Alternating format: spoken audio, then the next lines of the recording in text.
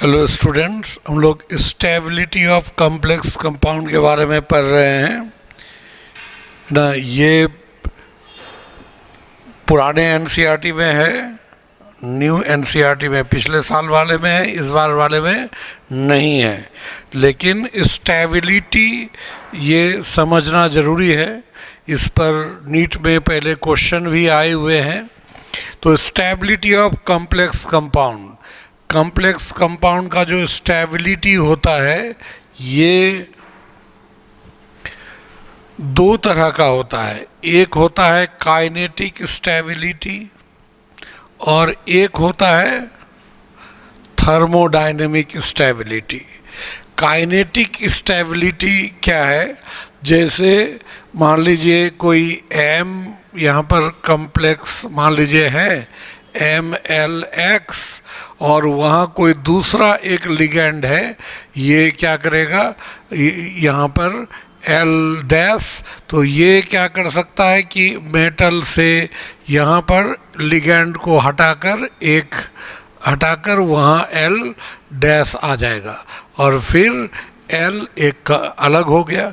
तो ये इसको रिप्लेस करके एक नया कॉम्प्लेक्स बनाया। ये जो केमिकल रिएक्शन हुआ तो रिएक्शन से रिलेटेड टर्म काइनेटिक्स होता है। तो अगर ऐसा रिएक्शन देता है, इस तरह का रिएक्शन, तब वो काइनेटिकली स्टेबल नहीं है। अगर रिएक्शन नहीं देता है तो वो काइनेटिकली स्टेबल है। और ये एक लिगैंड न्यूक्लियोफाइल होता है, इसलिए इसको जो रिप्लेस किया तो this is a kind of nucleophilic substitution. ये भी SN1 SN2 होता है, जो हम लोग ऑर्गेनिक केमिस्ट्री में पढ़े हैं, उसी तरह का रिएक्शन है। फिर वो कॉम्प्लेक्स में वो वैरायटी चला जाता है, तो वो उतना हम लोग को नहीं पढ़ना है। मतलब सिंपली अगर ये रिएक्टिव है कॉम्प्लेक्स तब उसको लेवाइल कॉम्प्लेक्स कहेंगे। अगर रिएक्शन नहीं देता है तो उसको क्या कहेंगे? Inert complex. ठीक है, जो जिसके लिगैंड को हम लोग रिप्लेस कर सकते हैं दूसरे लिगैंड के द्वारा, means the complex which is reactive. ठीक है, कि one complex can be converted into another complex by replacing its ligands, then it is called लेवाइल complex. And if can not be converted then it is an inert complex. और एक होता है thermodynamic stability, मतलब heat के प्रति, heat दिए तो टूट जाएगा, और अगर हीट देने पर अगर टूट जाए तो क्या हो जाएगा? वो नॉर्मल कॉम्प्लेक्स हुआ। और हीट देने पर नहीं टूटे मतलब वो स्टेबल है, उसको पेनिट्रेशन कॉम्प्लेक्स कहते हैं। ठीक है, ये टर्म सब आपको जानना है। तो अब यहाँ पर इसके स्टेबिलिटी को चेक करने के लिए देखिए, हम कोई एक इस तरह के कॉम्प्लेक्स की बात करते हैं। ये कॉम्प्लेक्स को पानी में अगर डालेंगे तो पहले क्या होगा कि ये जो कोऑर्डिनेशन एंटाइटी है वो अलग हो गया और ये वाला पोर्शन अलग हो गया। ये सिंपली, तो इसको हम लोग कहेंगे प्राइमरी डिसोसिएशन। प्राइमरी डिसोसिएशन में कॉम्प्लेक्स अलग हो गया और सिंपल आयन अलग हो गया। लेकिन एक होता है सेकेंडरी डिसोसिएशन। सेकेंडरी डिसोसिएशन में ये जो कॉम्प्लेक्स है इसको अगर छोड़ते हैं और ये बहुत लंबे समय तक पानी में छोड़ दिया जाए तो मान लीजिए धीरे धीरे उसके ये भी कंपोनेंट भी अलग होने लगेंगे, but it will take time, वो धीरे धीरे टूटने लगेंगे। तो that dissociation is very small. Primary dissociation is always complete, वो रिएक्शन पूरा हो जाएगा। लेकिन जो सेकेंडरी डिसोसिएशन है वो बहुत कम होगा। जितना ज़्यादा स्टेबल होगा वो डिसोसिएशन उतना ही कम होगा। ठीक है, समझ गए इसको?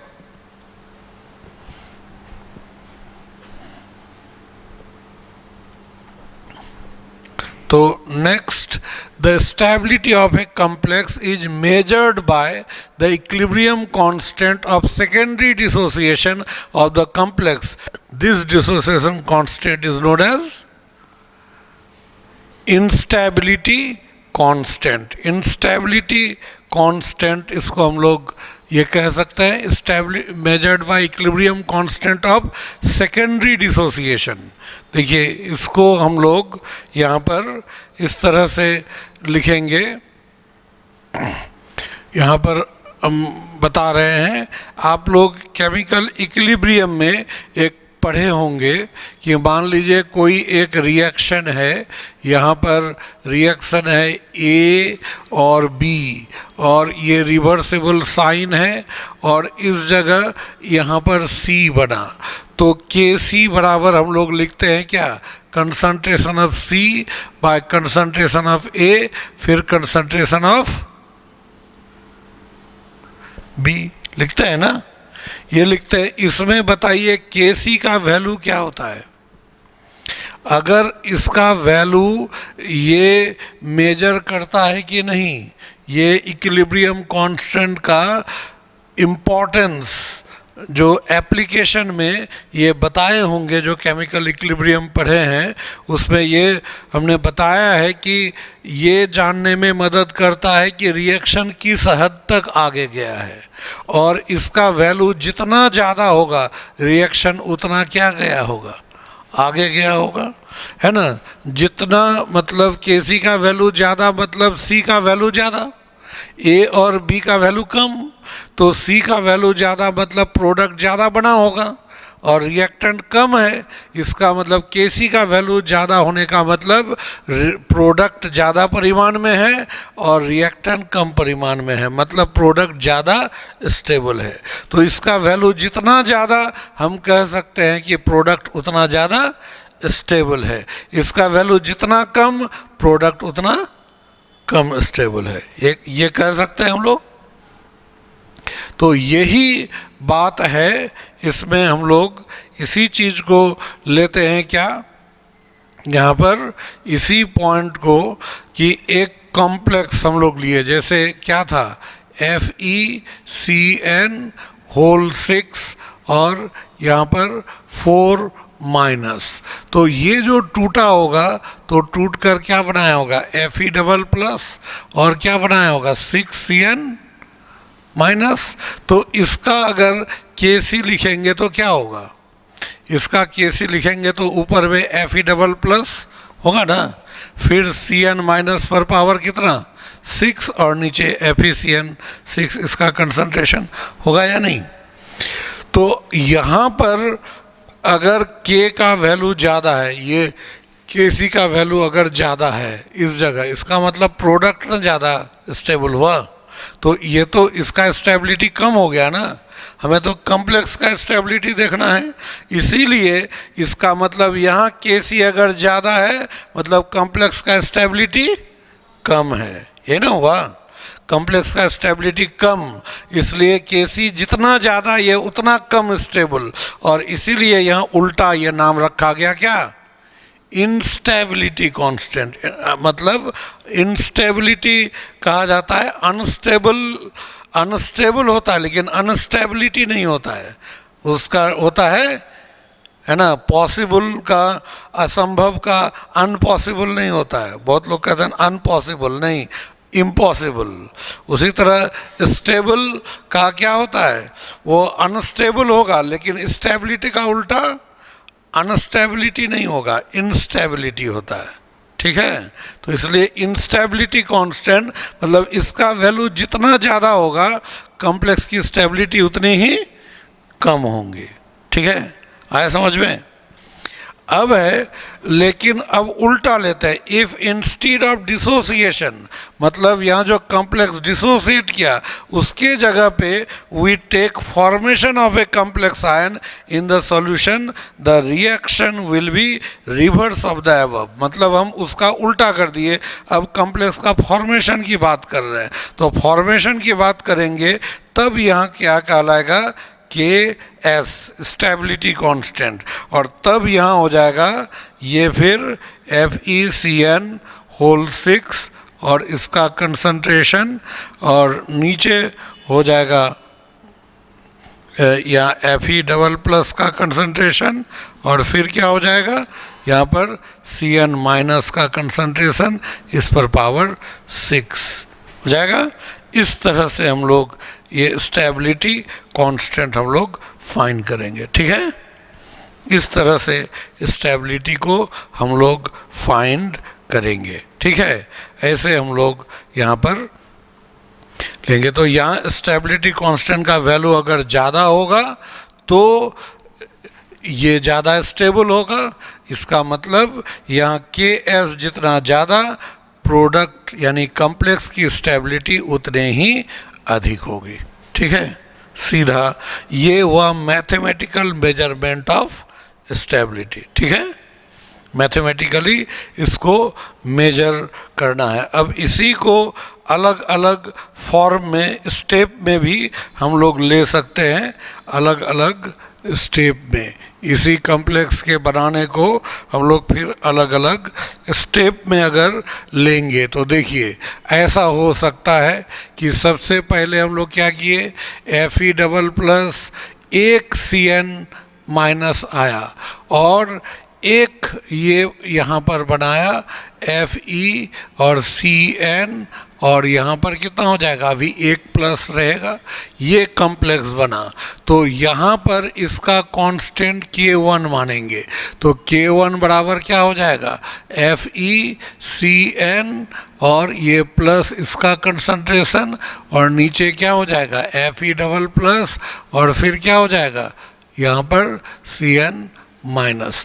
वैसे ही हम लोग फिर क्या करेंगे, ये FeCn प्लस ये जो होगा फिर दूसरा Cn माइनस से लेगा, ऐसे यहाँ पर इससे बनेगा। तो क्या हो जाएगा FeCn होल टू। अब यहाँ एक भी प्लस चार्ज नहीं होगा तो यहाँ हम लोग K2 हम लोग लेंगे। तो K2 क्या हो जाएगा, अब FeCn होल टू हो जाएगा इसका कंसंट्रेशन और नीचे यहाँ क्या हो जाएगा FeCn यहाँ प्लस इसका कंसंट्रेशन और एक क्या हो जाएगा Cn माइनस। फिर उसी तरह से इसका हम लोग तीसरा लेंगे, फिर चौथा, पांचवा, छठा, 6 आएगा ना।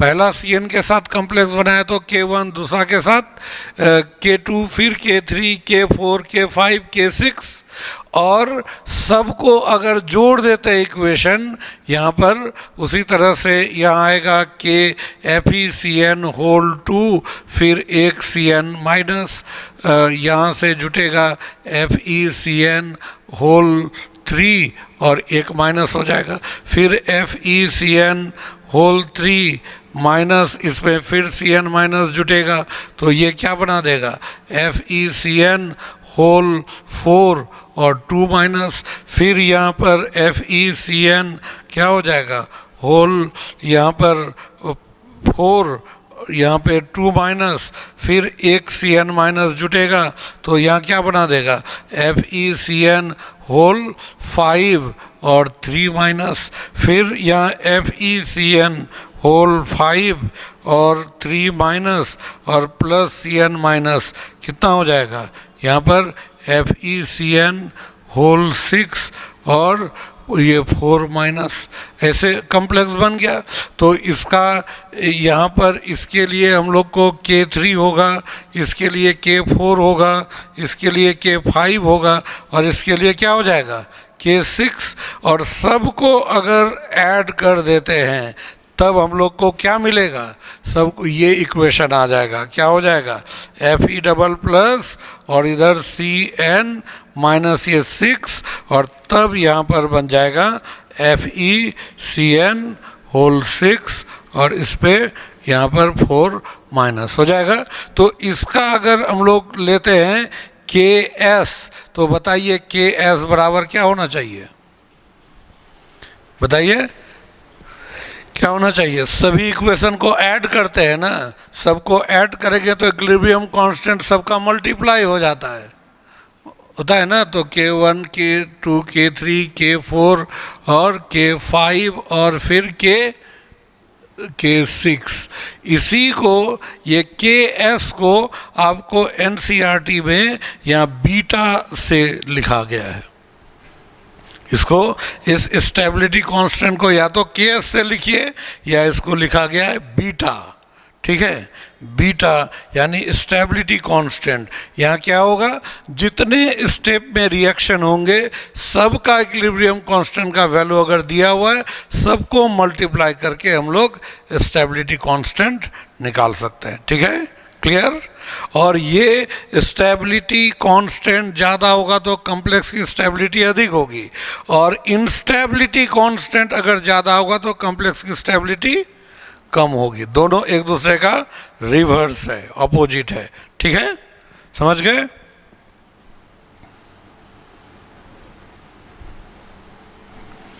तो the equilibrium constant for this reaction, reverse of K instability, is called stability constant beta. ठीक है, बीटा।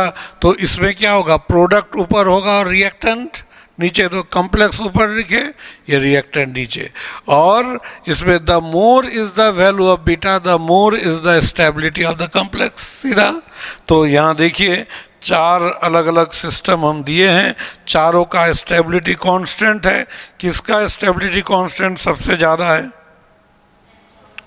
सबसे ज़्यादा देख लीजिए।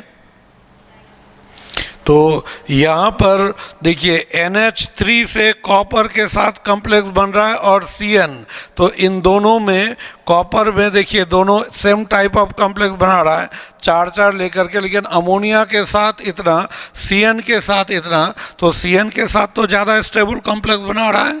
यानी इसी से पता चल रहा है कि अमोनिया से Cn माइनस क्या है, स्ट्रॉन्ग लिगैंड है। ठीक है, तो एक तो ये हुआ, ये वैल्यू अगर रहेगा तो वैल्यू से सीधा पता कर सकते हैं कौन ज़्यादा स्टेबल होगा, वैल्यू देखकर पता कर सकते हैं डायरेक्ट। अब लेकिन एग्जाम में क्या होगा, देगा क्वेश्चन उल्टा, वहाँ पूछेगा इसमें से किस कॉम्प्लेक्स का स्टेबिलिटी कांस्टेंट सबसे ज़्यादा होगा।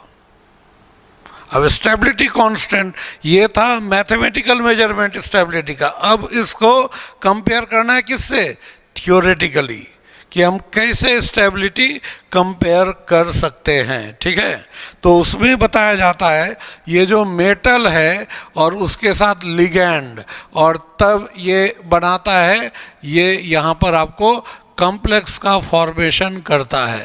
तो ये जो होगा, ये मेटल जो होता है ये लिविस एसिड होता है, और ये लिगैंड जो होता है ये लिविस बेस होता है। तो ये जितना स्ट्रॉन्ग लिविस एसिड होगा और ये जितना स्ट्रॉन्ग लिविस बेस होगा, ये कॉम्प्लेक्स उतना ही स्ट्रॉन्ग होगा।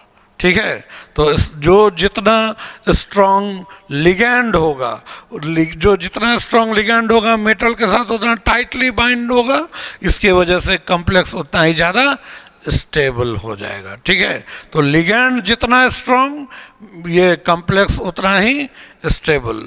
दूसरा, अगर सेंट्रल मेटल एटम जितना स्ट्रॉन्ग लिविस एसिड, कॉम्प्लेक्स उतना ही ज़्यादा स्टेबल हो जाएगा। ठीक है,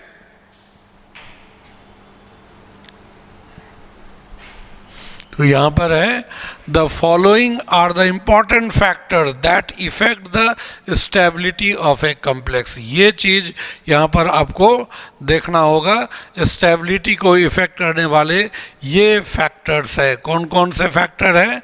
सबसे पहला हमने ये तो बताया ही कि इसमें मेनली स्टेबिलिटी को इफेक्ट करने के लिए दो ही चीज़ है, मेटल और लिगैंड। तो मेटल सबसे पहले charge on the central metal ion. आप बताइए कि अगर मेटल पे चार्ज जो होगा, इसी चार्ज के वजह से वो इलेक्ट्रॉन पेयर खींचता है इलेक्ट्रॉन, और इसीलिए ये लिविस एसिड है। तो चार्ज ज़्यादा होगा तब इलेक्ट्रॉन ज़्यादा खींचेगा, या चार्ज कम होगा तब खींचेगा? ज़्यादा होगा। तो चार्ज ज़्यादा होने का मतलब वही, इसलिए greater is the charge of the central metal ion, greater is the stability of the complex. होगा कि नहीं? मेटल पे पॉजिटिव चार्ज जितना ज़्यादा होगा, लिगैंड को उतना टाइटली अपनी तरफ खींचेगा, तो मेटल और लिगैंड के बीच का बॉन्ड उतना ही मजबूत होगा, और जितना मजबूत होगा कॉम्प्लेक्स उतना ही ज़्यादा स्टेबल होगा। दूसरा है ये nature of the ligand, ligand favour the stability of the, यहाँ पर लगता है कुछ लाइन छूट गया है, ये यहाँ पर क्या हो जाएगा, इस जगह हम लोग लिख सकते हैं कि stronger ligands, stronger ligands favour the stability of the complex. इसमें क्या होगा, जो ये जितना स्ट्रॉन्ग लिगैंड होगा वो उतना ही स्टेबल कॉम्प्लेक्स बनाएगा। ये समझ रहे हैं? स्टेबल लिगैंड कौन?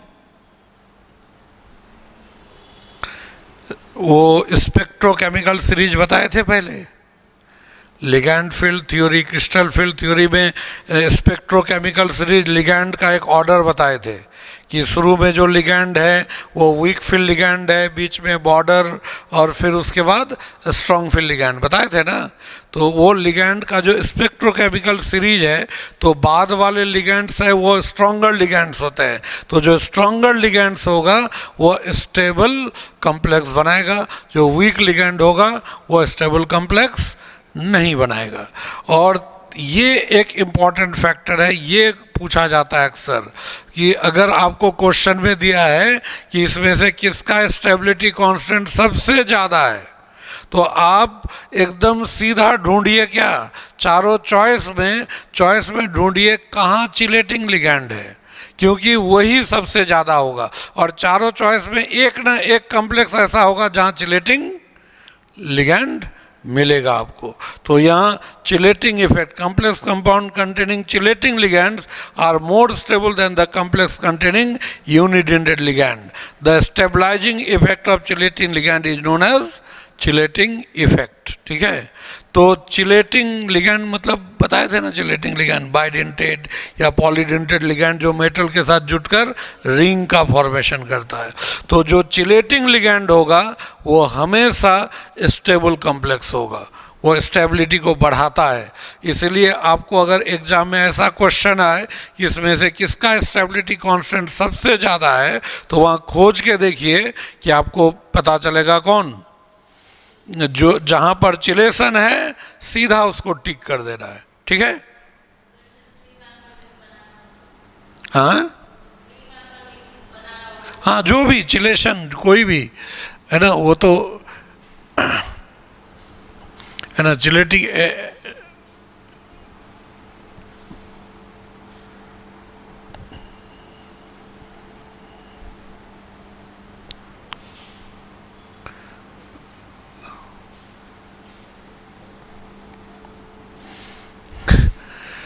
तो and is attributed to the formation of stable, chelating effect ही है स्टेबल 5 और 6 मेंबर रिंग। ये बात तो हम बता ही दिए हैं, चिलेशन में तो 5 मेंबर से छोटा रिंग बनता नहीं है, 5 और 6 मेंबर। तो देखिए यहाँ पर NiEN ethylene diamine bidentate ligand होता है ना, बाइडेंटेड लिगैंड CH2 और NH2। तो ये इथिलीन डायमीन जो होगा और यहाँ अगर मेटल से जुटेगा तो ये बनाएगा ना रिंग। तो इस तरह से ये चिलेटिंग लिगैंड है, ये मोर स्टेबल है देन NiNH3 होल 6। ठीक है, यहाँ पर ये यूनिडेंटेड लिगैंड है, अमोनिया भी एक स्ट्रॉन्ग लिगैंड है। ठीक है, लेकिन फिर भी ये चिलेशन नहीं है, ये चिलेशन देता है, इसलिए इसकी स्टेबिलिटी अधिक है। इसलिए आपको ऐसा कभी भी क्वेश्चन पूछा जाए कि इसमें 4 चॉइस दिया हुआ है, इसमें कौन सबसे, किसका स्टेबिलिटी कांस्टेंट सबसे ज़्यादा है, तो आप जहाँ चिलेशन है उसको एकदम अनडाउटेडली उसी को टिक करना है। ठीक है, लेकिन ये भी देखना है कि वहाँ स्टेबिलिटी कांस्टेंट की बात की जा रही है कि इंस्टेबिलिटी कांस्टेंट।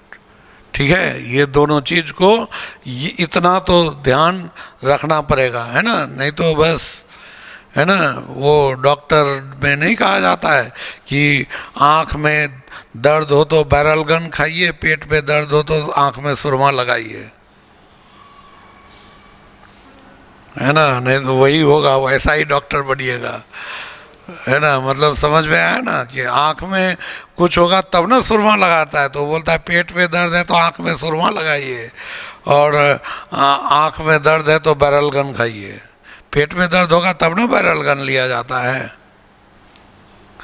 जानते ना। बैरल गन बहुत मतलब पुराना ये दवा है, वो पेट दर्द के लिए उसका इस्तेमाल पहले तो बहुत ज़्यादा होता था, आजकल उसका नाम कब सुनाई देता है, लेकिन पेट दर्द के लिए पहले वही था ही। तो मतलब स्टेबिलिटी की जगह इंस्टेबिलिटी, इंस्टेबिलिटी की जगह स्टेबिलिटी ध्यान में वो वहाँ आपको कॉन्फिडेंट रहना है, उसी सब को चेक ठीक से करना है। तो ये स्टेबिलिटी के बारे में हो गया।